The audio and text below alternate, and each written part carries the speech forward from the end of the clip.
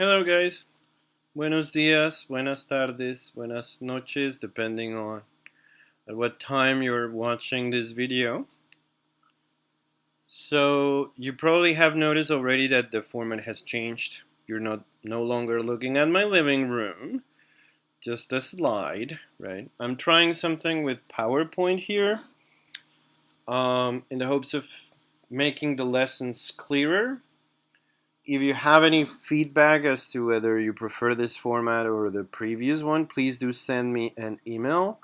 But I do think that this is much better, and particularly with topics like the one we're gonna do today. So, on to the topic.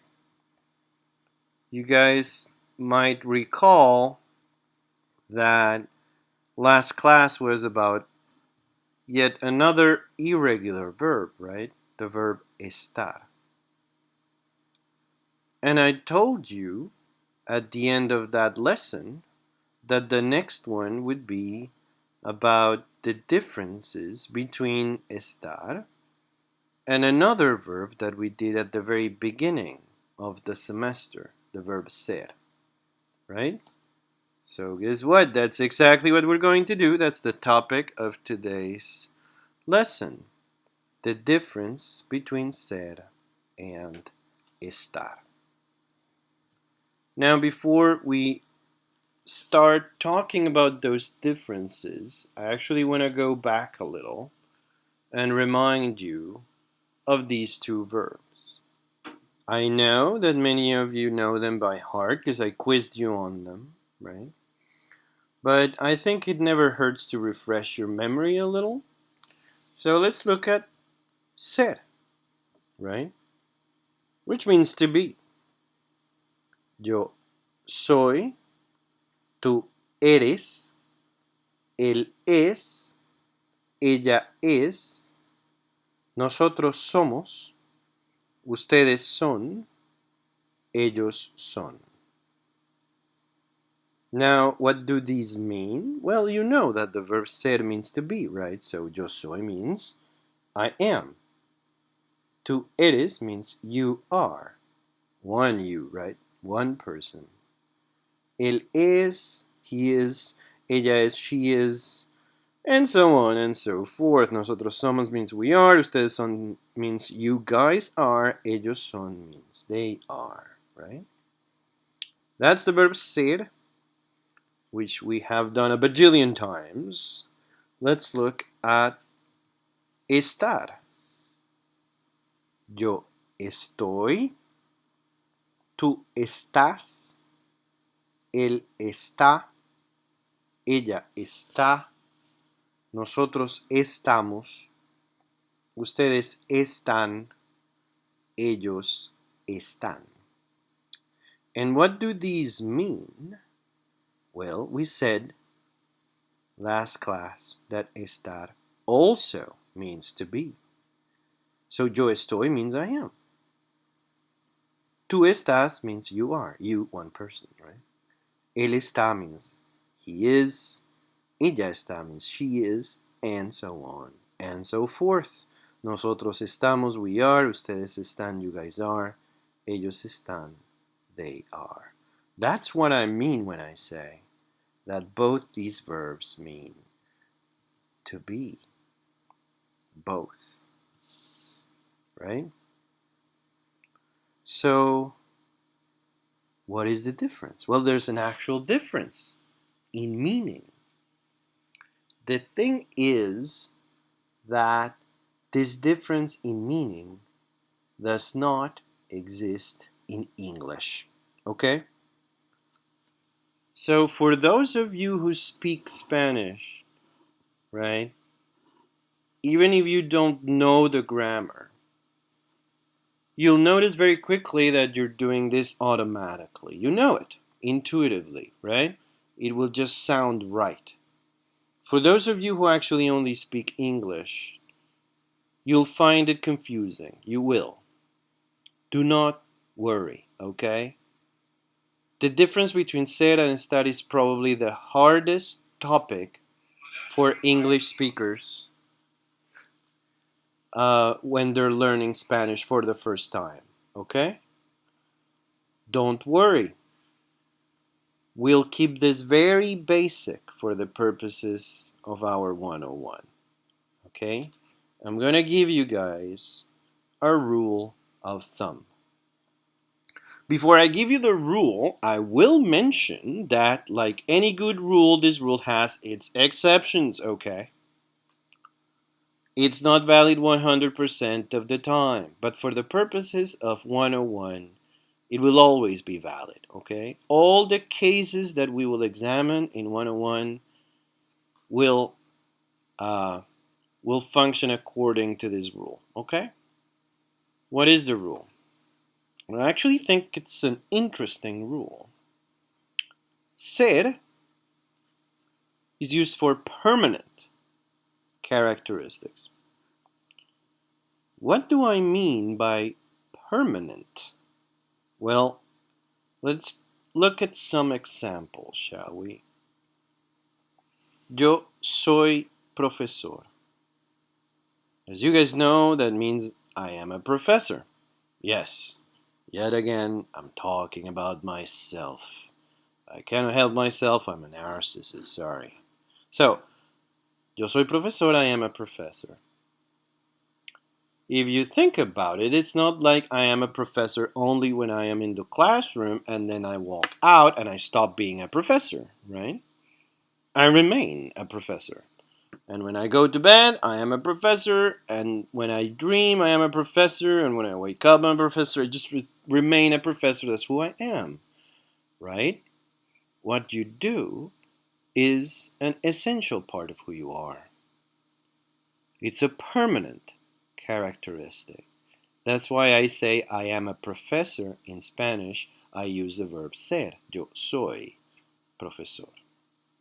Right? Second example, yo soy colombiano. I am a Colombian, or I am from Colombia. Again, it's not like I can change this in any way, right? It's part of who I am, being Colombian. Where you're from is part of your identity, an essential part of your identity, if you will, right? So you use the verb ser. Yo soy colombiano. And the last one, yo soy padre de dos hijos. That means I'm the father of two children, two sons, actually. Those of you who are parents will know what I say when I say that, will know what I mean when I say that this is permanent, right? It's not like you can escape those little guys. When you're a parent for life, right? It becomes part of who you are. So that's why you say, yo soy padre de dos hijos. Use the verb ser. It's a permanent characteristic. Now, if you use ser for permanent characteristics, what about estar? Well, you use it for temporary or impermanent characteristics. But that sounds a little abstract, so again, let's look at some examples. Yo estoy cansado. Cansado means tired, right? Now, if you think about it, being tired is not a permanent characteristic, or hopefully, no matter how tired you are, at some point you can go to bed, rest a little, right? And then you will wake up and you'll be rested, right? You won't be tired anymore. It's a temporary characteristic. So you use estar, not ser. You say, yo estoy cansado, and not yo soy cansado, okay? Second example, yo estoy en mi casa. I am at home or at my home. I know that we are quarantined and we are basically mandated to stay at home for a long time. Nonetheless, it's not a permanent characteristic, right? At some point, this thing will end and we will be allowed to leave home, right? Even today, if I wanted, I could go get some groceries. I would have to go back home straight away, but it's not like it's a permanent state to be at home or to be on the street or to be somewhere, right? Those are temporary. People can move, animals can move, objects can be moved. So when you talk about the position of something in space in Spanish, you use the verb estar because it is temporary. Okay? Yo estoy en mi casa. Not yo soy en mi casa. Last example, yo estoy sentado. That means I'm sitting down, or I'm sitting, right? I don't sit all the time. In fact, now that I think about it, I never teach while sitting. I don't know why, right? But, I always stand in the classroom, right? But yes, I sit when I work at my office, right? But then I stand up and go get a coffee or something. In short, being sitting is not a permanent situation, right? The position of your body is not permanent, it's temporary. So you use estar, yo estoy sentado. If you look at these examples, I hope you will understand what I mean when I say that ser is used for permanent characteristics and estar is used for temporary characteristics. Again, this is not always the case in Spanish, but I would say that in 90% of the cases it is the case. So the rule is going to be valid always for the purposes of our class. Okay? We're not done though. I want to look at more examples. Many examples, 16 of them, okay? But I'll do this quickly, I promise. And as you can see, I actually divided them in pairs, right? And between one and the next, I'm only changing the verb. Ser or estar. I'm doing this in the hopes that it will help you understand better what I mean when I say that ser is used for permanent characteristics and estar is used for temporary ones. Let's look at the first example then. He is bored. What do you think, guys? Being bored, is that permanent or temporary? I would hope that it's temporary, right? For example, you specifically, you're bored right now because this video is terrible, right? And it goes on and on and on, but at some point it will end, and then you get to play a video game or something and you won't be bored anymore, right? So being bored is temporary. Which one do I use for temporary characteristics? That's right, I use estar, right? So how do I say he's bored in Spanish? Yes, I say él está aburrido. Okay? But let's look at the second example. The English says he is boring.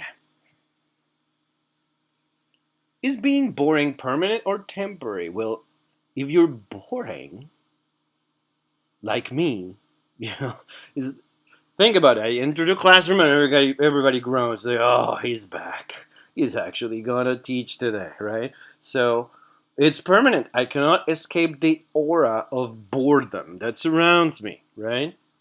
I know I'm exaggerating, but what I mean is that being boring is an essential characteristic. Unlike being bored, being boring is permanent. Which one do I use for permanent characteristics? That's right, I use ser. So how do I say he's boring? In Spanish, I say él es aburrido.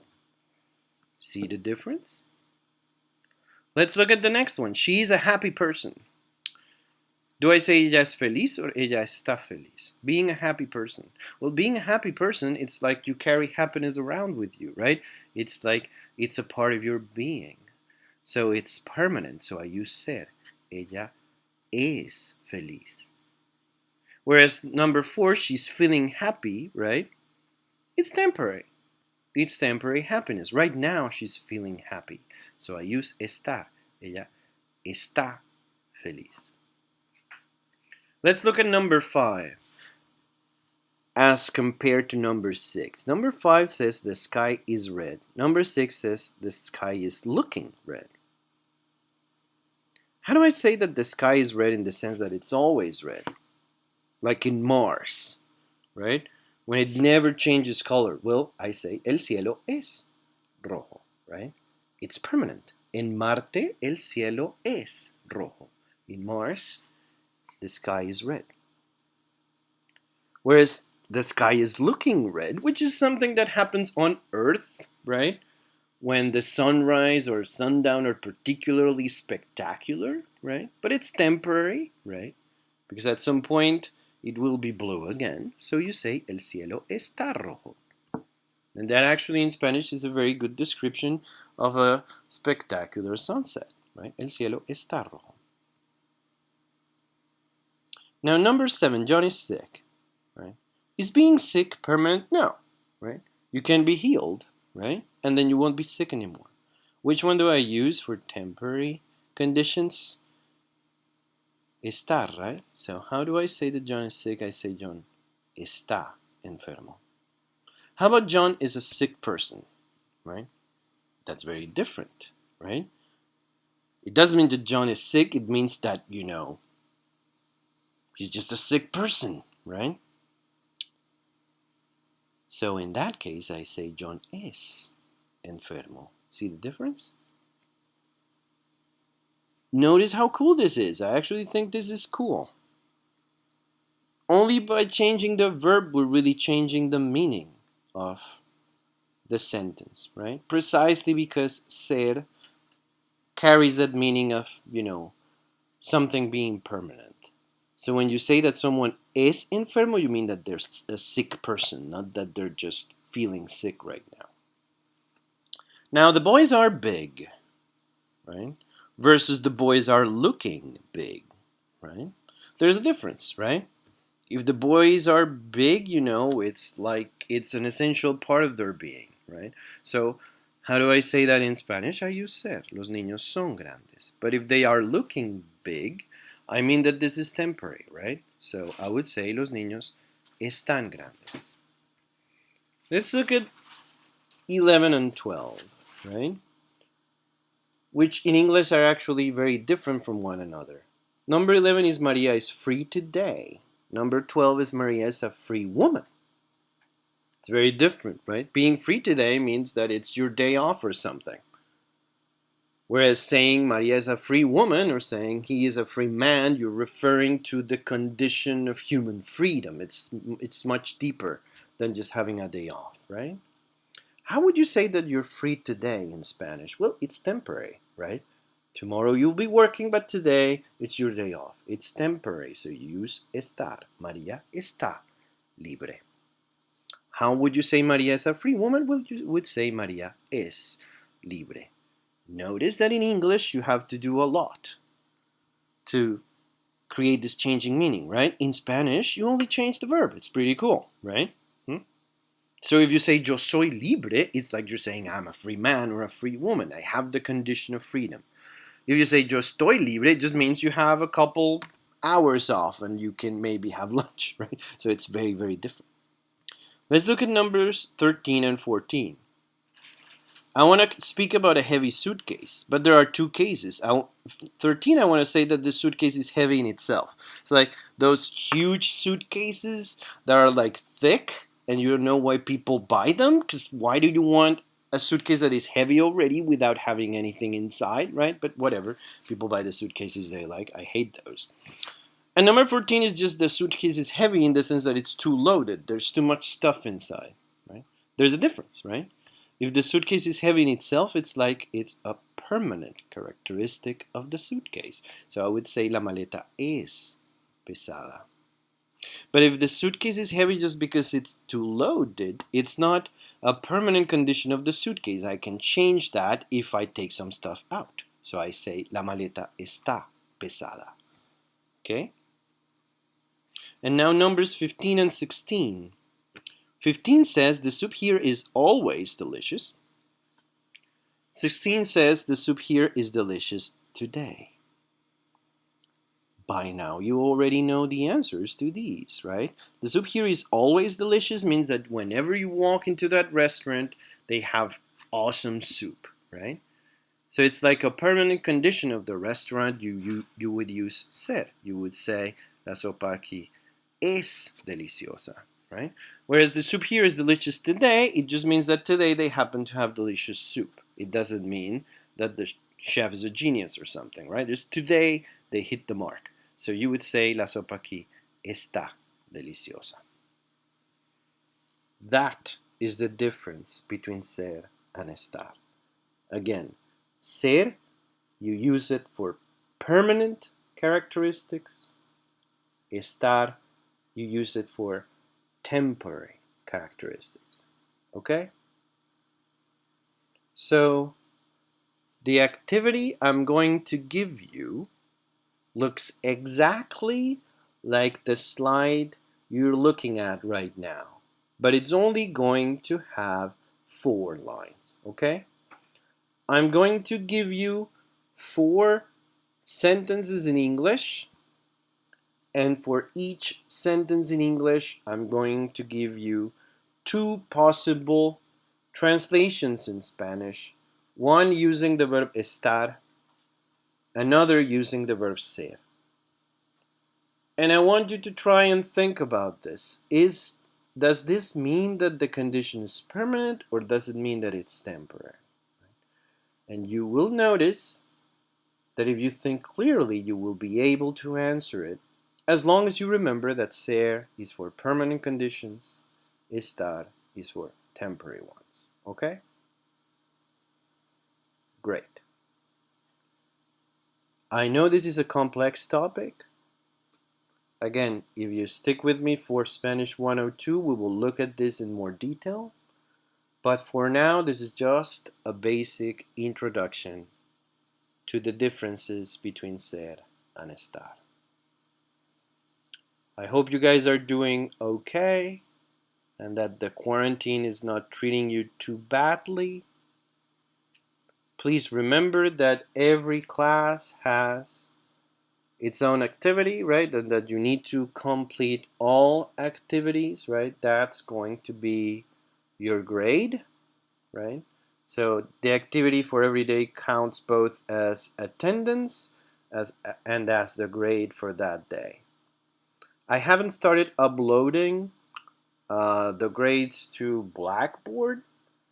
For now, I'm just writing them down in my ledger because I literally haven't had time to do this. But I'm going to start doing that soon. I don't want to say today, but probably tomorrow. So very, very soon you're going to be able to see your progress. Okay? Thank you guys. And I'll see you tomorrow, right? Hasta mañana.